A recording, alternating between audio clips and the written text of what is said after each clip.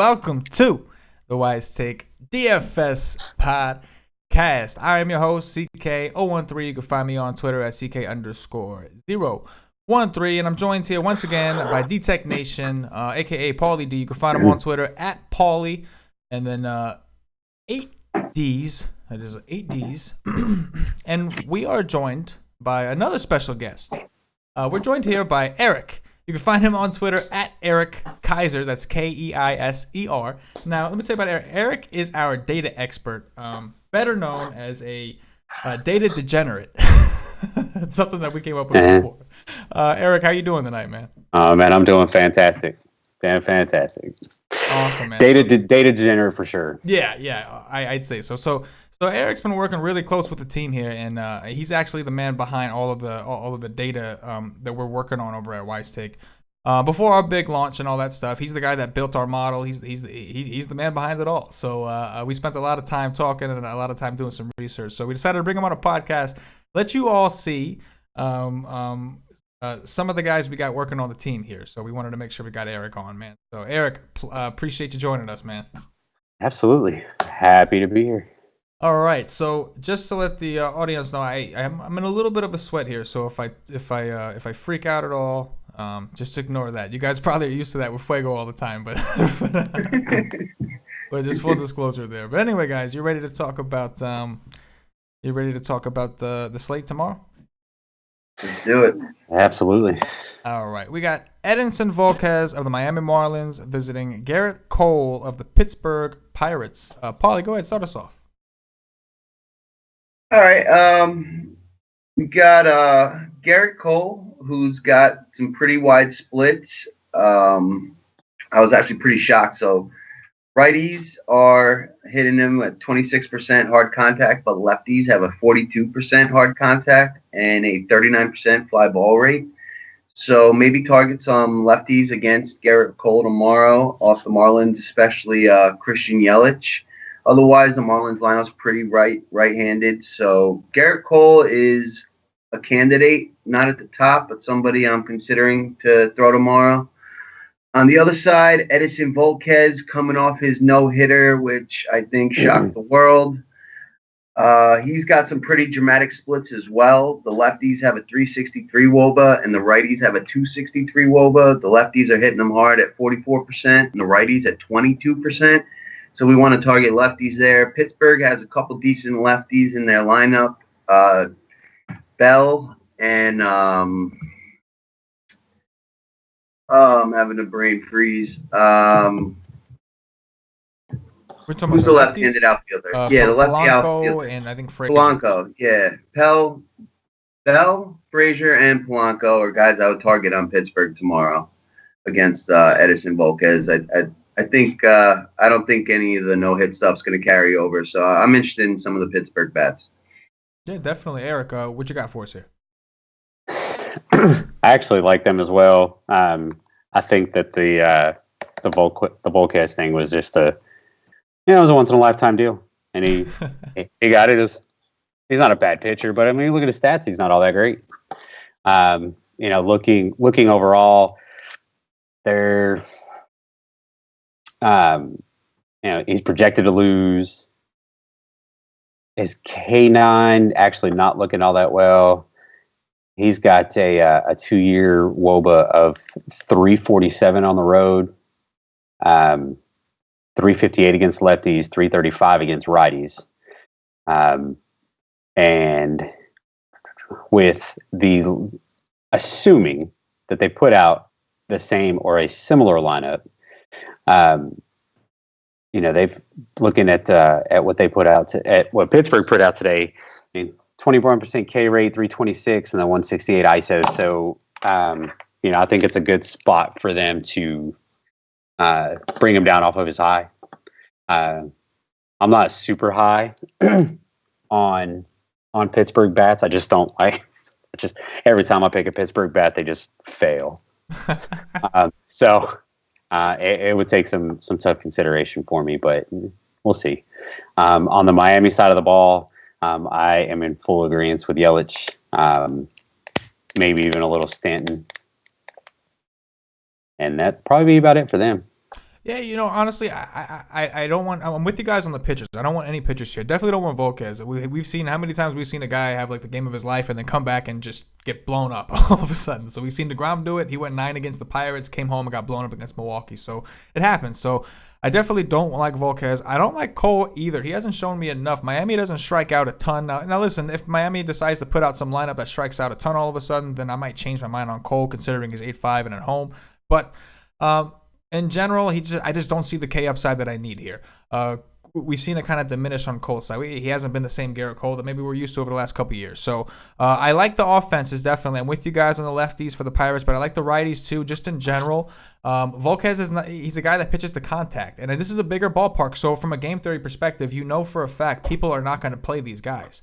There's other guys in better spots, better ballparks. Nobody's going to want to play these guys. First of all, the Pirates are known as a bad offense this year, but we've also known they don't necessarily need home runs to get it going. We've seen them just single people to death, and stacks work out where these guys are getting 18 to 23 points. So is it a maximized upside? No, but they have some sort of upside, and they're at home, and it's a big ballpark, so people hate going there. But they're projected for 4.6 runs, so let's just say something. You know what I mean? So, the train is coming, man. I'm with it. But I do like Miami too, though. I definitely think that Miami's certainly in play, especially guys like D. Gordon leading off over there. I think they're interesting for sure. All right, we got David Price, the lefty from the Boston Red Sox, visiting Michael Pineda of the New York Yankees. Paulie, go ahead. From first glance, looks like a pitcher's duel here. David Price has looked good in his first 2 starts. He got hit hard in his first start a little against the White Sox, and then came back last start, looked really good. I think his pitch count's going to go a little longer, and he's had some decent success against the Yankees. So I'm not really looking to pick on him too much. And maybe if the weather is feasible, I'd consider throwing Price here against my Yankees. There's definite K upside, and he just tends to do well against the Yanks, so he's in consideration. On the other side, Pineda finally got tagged up last game against Toronto. He's going up against another tough offense in Boston. Boston has struggled to hit the long ball this year, but I think the breakout is coming. I would consider playing some of the Boston guys here. I'd probably look to the lefties against Pineda, maybe Jackie Bradley Jr., Moreland, maybe like a middle of the order stack with Moreland, Jackie Bradley Jr., and Sandy Leon, and you can always throw Betts in there as well. On the other side, Yankees bats. Sanchez you can never go wrong with. And Didi Gregorius had actually some decent BVP against Price, so he could be in consideration. But for the most part, I'm not going to look to pick on David Price, and he'll be up there as a candidate to start. Yeah, for sure. I'll go. Eric, what you got for us? Man, if Boston puts out the same crap lineup that they put out tonight, I would be on Pineda all the way. Or not all the way. But I would stack them. I mean, it was just a bad ordeal. I don't know what that whole thing was there, but anyway. Yes, CC got them tonight. CC looked like a Cy Young candidate tonight. Like old CC. Old CC. Well, and looking, Boston put out a lineup that had what did they have? Where was their lineup? It was like 280 WOBA, a 25% strikeout rate. Like, it was just something just absolutely ridiculous. So, I mean, if they do something like that again, I would definitely take a look at the at some of I would look at Pineda for that. I don't really like Price here so much on the road. His price is too high for me. But looking overall at the hitters for this one, I mean, Betts Judge, Bradley, if he's not batting eighth again. I don't think I'd go anywhere else on this game. Yeah, I'm not too interested in the hitters from this game. Well, that's a lie. I'm not too interested in the Red Sox hitters. Now, I will say that I think that you made a great point. I played CC today. I played him a lot, and it's because exactly what you said. Obviously, you built the model that I was looking at when I made the call. But yeah, when the opponent lineup popped in, I saw what you were talking about. A 24% strikeout rate for Boston. They're a team that does not strike out a lot. So most people are just going to assume Boston's not striking out tonight. It's very lineup dependent. If we see a lineup tomorrow, I can see Pineda being played fairly heavily tomorrow just because people are going to assume, well, it worked for Pineda. But if Boston puts together a different lineup, I'm not going to want to play Pineda. I just think there's better pitchers and better spots, and Boston is a lineup that typically, they're a team that typically doesn't strike out a lot. So it's going to, like you said, Eric, it's going to depend all on the lineup they put out tomorrow. As far as David Price, I'm with you guys, man. I'm not crazy about Price. He's got to show me stuff, man. He's back from injury. I don't like playing guys so close. You need a couple starts to show me what you got. He's coming back to Yankee Stadium, a team that's got a lot of right-handed power. So I'm not crazy about David Price. And at the same time, I'm not interested in the Red Sox too much either. So for me, the game in general is kind of a pass unless the Red Sox put out a strikeout-heavy lineup. Then, like Eric said, I'd be on him. But otherwise, maybe some Yankees bets though. That's about it. Anyway, we got Alec Asher of the Baltimore Orioles visiting Joe Ross of the Washington Nationals. Go ahead, Paulie. There's some weather concerns in this game, so keep an eye on that. You have weather concerns? What does it say?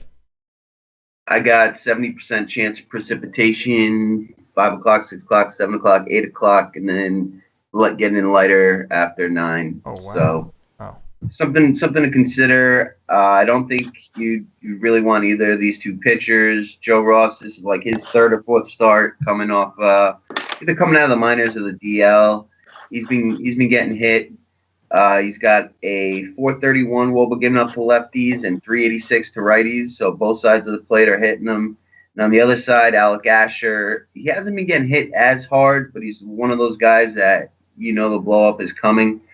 So interested in bats on both sides. On Baltimore, I would include Trumbo, Seth Smith, and Chris Davis. And on the National side, I like Turner, Harper, Zimmerman, Murphy, Rendon. I'll be stacking the Nationals. They got a 5-run implied total. They're probably going to be popular tomorrow, but probably for good reason.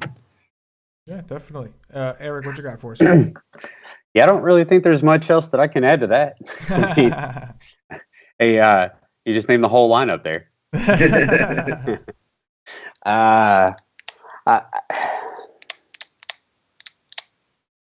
Yeah, I'm looking over some of the stuff here, and I just don't like any of it. I'm with the Washington stack all day. If you could fit that in, I would attack both pitchers. And I just wanted to see where. So, yeah, Asher right now, and of course, according to our models, things are gonna change up. But I've got Asher down at the very bottom, and then I've got Ross rated 9th, which will clearly change once the lineups and stuff post. I think we definitely like especially if you go a little further into it. Baltimore's a powerful offense. This is this is almost like an interstate rivalry kind of thing too. We got to keep that in mind. Yep. And Eric, like you were saying, man, these pitchers they're just not good. and these offenses are very good. So it's going to be interesting for sure. The Nats bats, yeah, they're probably going to be popular for good reason. But don't sleep on Baltimore, because the one thing I can tell you is the Nats bullpen is terrible. So regardless of how long Joe Ross goes, and I'm not expecting him to go long, once they get into this bullpen, and they just got home from a long West Coast trip, they were out there in LA, so it'll be interesting. I mean, I'm honestly, they just played this morning. I'm kind of surprised they didn't have a day off. They flew, usually a team coming back from like a West Coast or East Coast trip, they have like a day off before their next game. I'm a little surprised because they played, like that was That was today, right? Wasn't that earlier today? Kershaw played against Strasburg. So that's it. But I think you're both right, man. You want the bats here. Don't sleep on Baltimore though. But yeah, definitely we all like the bats for sure. Let's see. We got Derek Holland, the lefty from the Chicago White Sox, visiting Jake Odorizzi of the Tampa Bay Rays. Go ahead, Paul.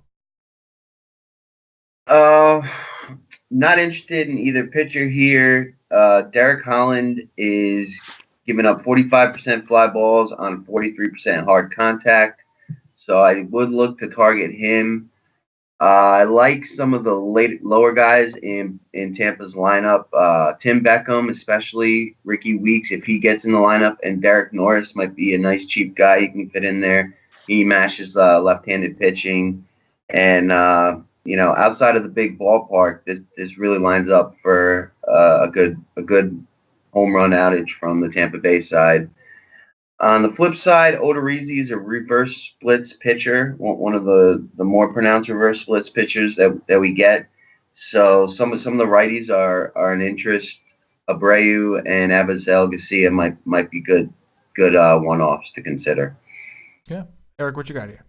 Yeah, I was kind of looking at the same exact thing. Looking at some of the stuff that we've got here.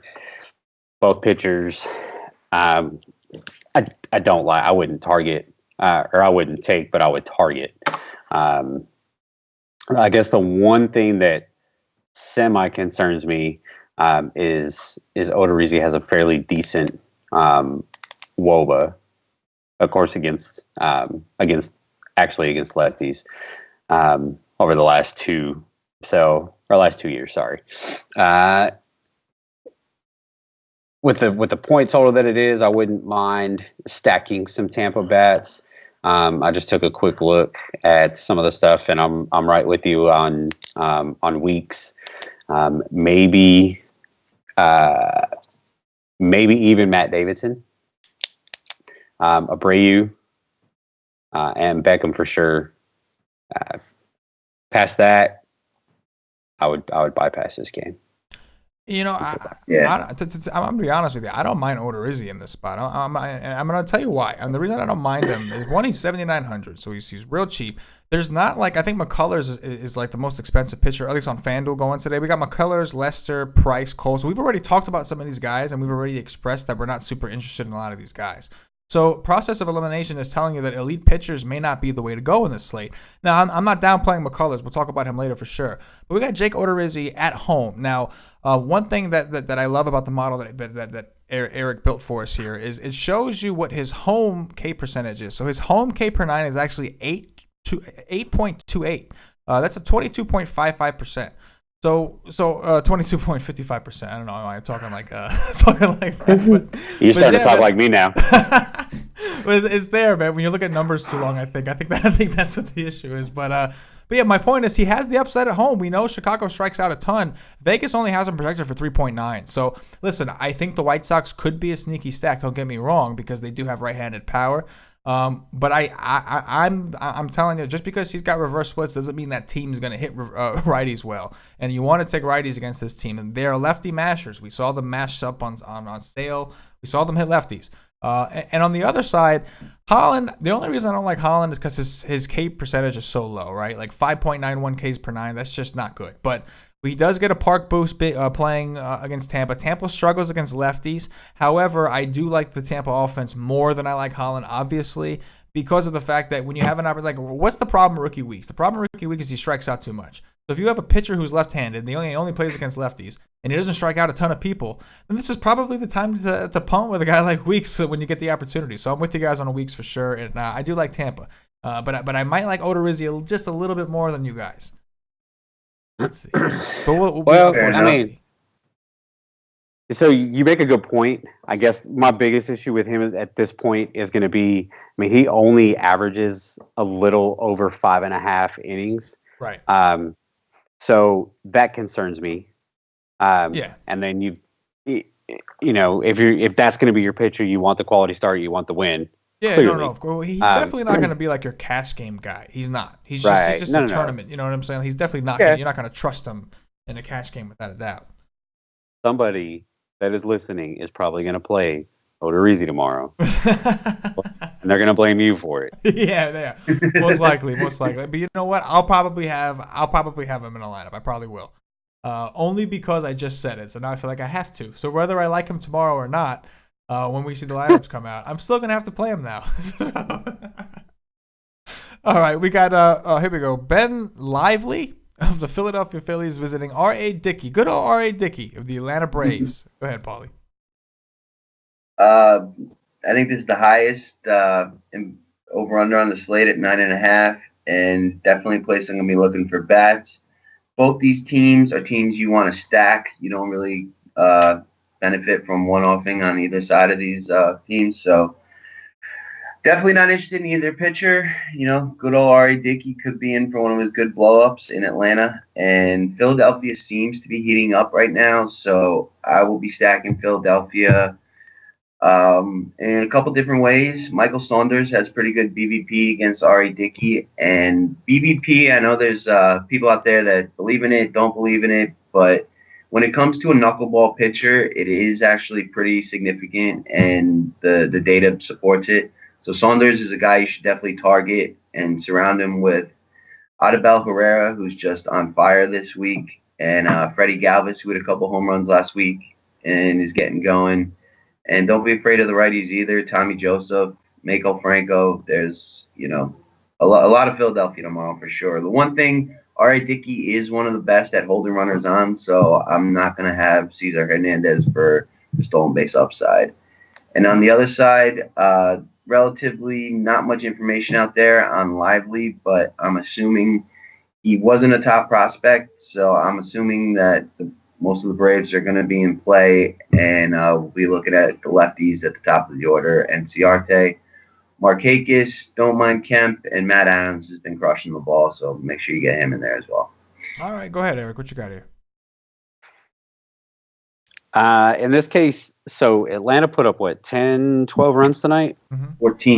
14. They put up 14. Living in the South and being near Atlanta, that's all that we are lucky enough to hear about most of the time. So Atlanta is notorious for rocking teams and then blowing up. So I'm looking for the blow up from Dickey tomorrow. The last couple of games that I've seen him play, I've not been impressed. It's just been ugly. Some of the highest rated batters that we have right now are out of Philly, assuming that they're going to be in the batting order. So you've got Knapp, who may or may not play, Tommy Joseph, Arthur, Odubel Herrera, Michael Saunders. So I'm with you on a stack. I'm just on the Philly side. I won't be stacking anybody from Atlanta tomorrow because I just do not trust. I don't trust Dickey, and I think Dickey's going to get in trouble early, and it's going to get Atlanta down, and then I think they're just going to get blown up. Yeah, I don't think they're going to give up 10 or 12 like they did the other day to Philly, but they're going to get blown up. Yeah, man. I think both of you have a great call with Saunders. I like Saunders a lot in this spot. You got BVP and you have a ballpark that's catered to him. Assuming he's in a lineup, which I don't see why he wouldn't be. This ballpark is very favorable to left-handed power. You mentioned Odubel Herrera. He's been getting that high. This guy looked terrible. He don't anymore. He looks like he figured something out. He's playing a lot better. So I'm definitely with you guys. Eric, I think I'm with you. I like the Philly side a little bit more. I don't mind the Brave sides at all. But I do think their ownership may be a little inflated because today they went off so much. They just went nuts today. And now everybody's going to see they're getting Ben Lively. They're projected for 4.8 runs. But this guy is still favored over Dickey, at least as of now. So I think I do like the Philly side a little bit more as far as stacking goes. But I definitely think with this game, this is probably a stack it or leave it. The Saunders is the only one-off that I might consider. But other than that, I would stack it if I'm going to play it. Let's see. We got Tyler Chatwood of the Colorado Rockies visiting John Lester, the lefty from the Chicago Cubs. Go ahead, Paulie. You got any wind data on this one? Do we know if it's blowing in or out? I see 3 miles per hour out to left, so really nothing.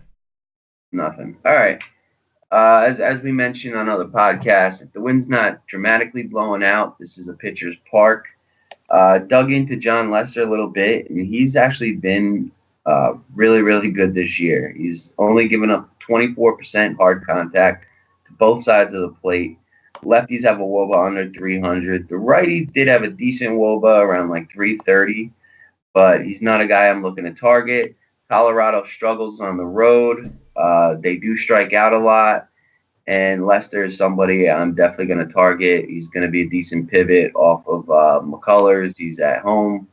So I'm interested in Lester for sure. On the other side, Tyler Chatwood had a great start last week, and he has some decent road numbers. So he could be in consideration, but probably not against this Cubs lineup that does seem to be heating up lately. So I'm interested in Lester, not interested in Chatwood. The Cubs lineup, it's Bryant, Rizzo, and Zobrist. So the guys I'm going to be targeting mainly. Okay. Go ahead, Eric. What you got here? I've got, that was exactly what I was gonna say on that one. I'm definitely on Lester. I believe as of right now, Lester is my top rated pitcher. Of course, until lineups come out, so we'll have to see how that looks. But I do have him at tops right now. So, that is somebody that I'll probably look to target and as a pivot. And the Cubs are starting to heat up now. I'm a little bit worried about their. We were just talking about they were on the West Coast today, right? No, they weren't. We were talking about Washington. Yeah. I got all my stuff mixed up. So Chicago at home, I like them, and I will not be picking anybody from Colorado. Yeah, no, definitely. I think Lester's in a great spot here. Chatwood's not a terrible idea, but I just don't think that there's any reason to go there. You guys are right on the ball with Lester here. He's got a solid K per 9, especially at home. His WOBA numbers at home are very impressive. So definitely, if I'm going to take him, it's going to be at home. 9.5 is a little bit of a discount here. So it's going to depend on the lineup we see. If we see the Rockies put out a lineup anything above 20% K rate, then yeah, I'm going to be all over Lester. If they put anything under 20%, I'm going to have to see what's out there because we still got McCullers to talk about. Fulmer and there's some other guys we already mentioned. So, but I'm with you guys. I'm not too big on the offenses here either way though. Let's see. We got Lance McCullers of the Houston Astros visiting Jason Hamill of the Kansas City Royals. You know what, Eric? Why don't you start us off this time? All over McCullers, as I think everybody is. He's just been rocking it, and Texas does decent. Kansas does decent. But I think in this case, they're playing in Kansas. It's going to be more of a pitcher's park. This is going to favor right towards him.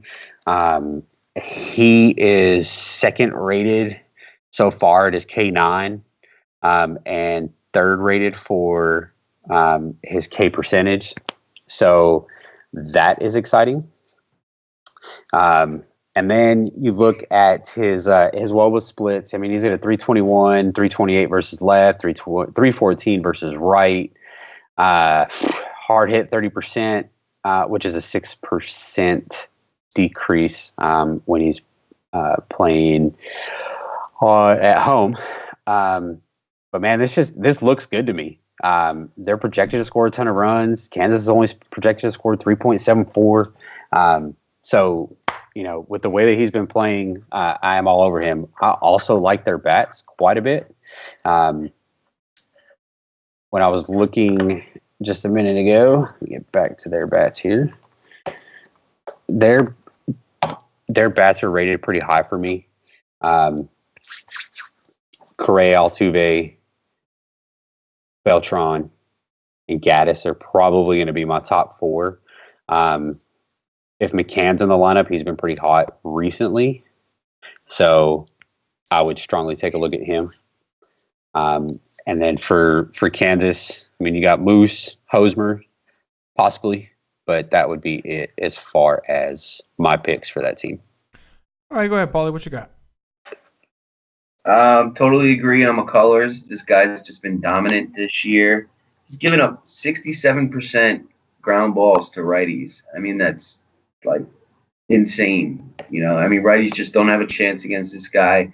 Only knock is he's gonna be popular.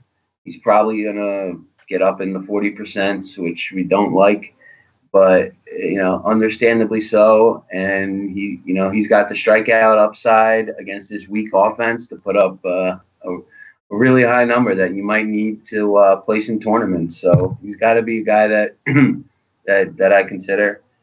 On the other side, Hamill, I think, is terrible, and he has been getting hit by righties to the tune of 396 WOBA and lefties a little bit better at 314. So I'm going to target the righties on Houston, who have just been mashing the ball of late. They've got the most runs scored in the month of June. I think they just fell off like an 11-game winning streak and then got back on board today. So definitely interested in some of the Houston bats, which I believe will be popular. So I might look a little bit lower in the lineup and go with like Gaddis, Gurriel, Bregman, if those guys are in the lineup. But you can't go wrong with Springer, who's been on fire, and Altuve, and no interest in any of the Kansas City bats at all. Yeah, it's interesting. I do like McCullers, but if I had to pick, like if lineups weren't a thing, if I had to pick between these two guys, I'd probably pick Lester. Just because Lester's WOBA numbers are so much better at home. McCullers is not as good at home as he has been on the road. He still carries the upside. He's still averaging, I think, over a 9K per 9 on. So he still carries that upside that you want, which is great. But he also has a little bit more blow potential. Like a 321 road WOBA, it's 4.49% worse on the road. 328 to lefties, 314 to righties. So it's like it's not great when you compare it to Lester, who's got like two of everything, like 260, 260. It just seems to me like maybe Lester might be a little safer, but I would agree that I think McCullers definitely carries the upside. What it's going to come down to me is going to be the lineups.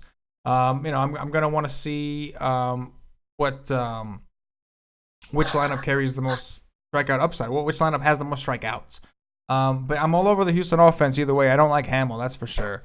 So I think Houston, they may be a little popular, but they might not be because we talked about a couple teams in good spots that are in better parks. So maybe they won't be. We don't know, but. I'm with you guys, man. I'll take anybody against Hamill. I think that's just that's a good situation as far as I'm concerned. All right, We got Kyle Gibson of the Minnesota Twins visiting Christian Bergman of the Seattle Mariners. Go ahead, Paulie. I'm not too interested in either of these pitchers. I am interested in targeting Bergman a little. We saw some of the Minnesota power show up ever so slightly today, and I may go back to the well. Bergman has given up a 268 WOBA to lefties and 431 WOBA to righties. So I'm going to be looking at the Minnesota righties, and that's where most of their power comes from, Dozier and Snell. So interested in those two guys. And on the Seattle side, I really have no confidence in Kyle Gibson, so I'll look to play some of these hot Seattle bats, Cano, Seager, even maybe Gamble. And if Jared Dyson gets a favorable spot, I'd look to play him because Gibson can't hold anybody on. Yeah, for sure. Eric, what you got for us? Yeah, I mean, couldn't have said it better. I think actually right before we got on the podcast, we were discussing the targetable pitchers, and Bregman, floated right to the top of the list. So, so I think we're all in agreement there. Definitely on some of the Seattle bats, Cano, Sanu, who else we got in here? Nope. Seager, Cruz. So, I mean, man, just about anybody on the team. I'm agreeing we really need to focus on the rights, but this has a really big potential to just get ugly. Yeah, and get ugly pretty quick. Yeah, man. I as you guys know, I had a little sweat going with two contests, and I had the Minnesota Twins stack. So no went the art, man. The game's over, and they didn't get it done for me. But I am going to go right back to the well. I think I'm with you, man. The thing you built has been pretty good so far, and it's got Bergman. From what I saw, Bergman, I believe, is at the top of the charts, man. So, and we also know that the Seattle bullpen is not the greatest. So, yeah, I think it's a great spot to go back to the Twins. I like Seattle, too. I think Gibson's obviously not good, and this total is high. Looks like we could have some weather. So, listen, it looks like it's supposed to be a drizzle, 34% chance of precipitation. Hey, man, I hope it does rain. I hope people stay away from the game. But you know what? People aren't going to play this. I played tonight. I played the Twins. The reason I played them is because I knew nobody else would. I got seriously low ownership. I was in position, I think, Obviously CC was the main play, and that goes back to picking opponents' plays. But I sit here. I think I finished in like 39th in the qualifier and 39th in that. I don't even know what the contest is. The $8 one with the 10 grand first prize. And the Twins didn't come through for me all the way, but it's always good to have a late night hammer team like this. A team that naturally is going to be lower owned. People don't like to play hitters in this ballpark. And, it's just a situation where why not? Like, why wouldn't you play this game? It's going to have low ownership. The stats are there to back it up. I love this game. Yep. Yeah.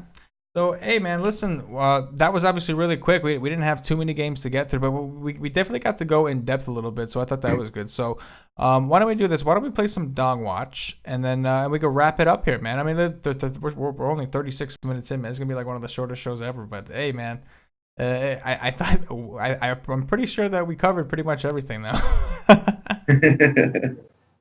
All right, Eric, are you familiar with the Dog Watch game we play here? I am not. All right, so it's very simple. Price is not a thing. It's snake draft. You're going to get the first pick, so it's going to go you, and then Paulie, and then I get 2, and then Paulie, and then you get 2, and etc. And if there's no cores today, but obviously you're going to be on podcasts in the future, so just so you know, we don't pick cores hitters. That's against the rules. But other than that, anybody you want, price ain't a thing, man. So you get the first pick. Go ahead. We're looking for home runs, obviously. I figured that with the dong.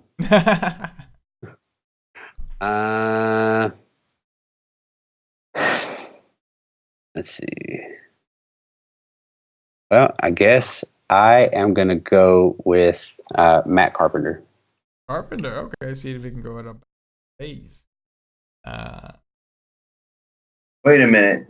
St. Louis isn't playing tomorrow. Oh, they're playing on the early slate. That's what it is. Oh, okay. All right. On their slate. I did not have that filtered. I apologize. I will take that out.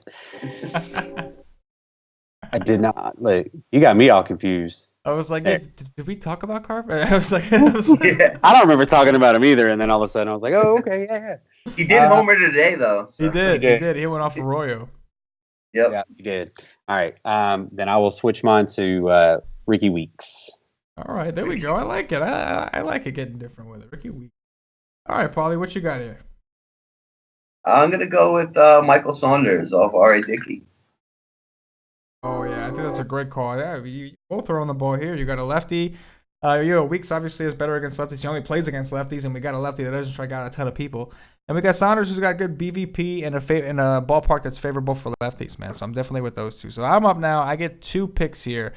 I just talked up this Twins game over here, so I'm going to stick with it a little bit. I'm going to go Brian Dozier against Bergman. I'm going to go Dozier as my first pick.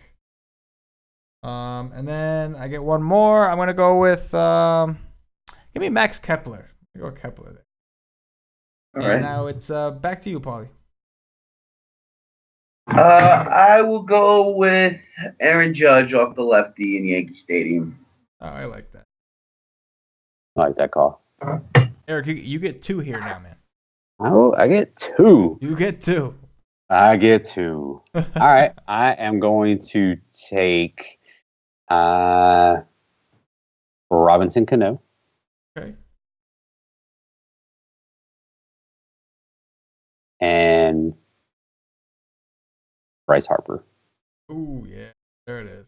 Bryce Harper. He's due for one for sure. Yeah, man. He was disappointed. He went back home to LA. Didn't do much, but he faced some tough pitching. He's also going up against Asher. So yeah, it's a whole different world right there. Good spot. All right, Paulie, who you got, man? I will take Evan Gaddis off of Hamill in Kansas City. Yeah, I like that. I like that for sure. I'm gonna wrap it up. I'm gonna go with Springer. In that same game, I'm gonna go with George Springer.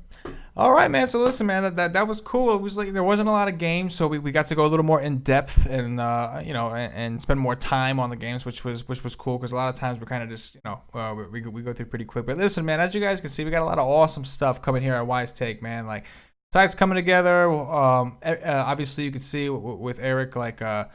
The data stuff is coming together, so we're in a great position. So guys, I appreciate you guys coming on, man. yeah, absolutely. No problem.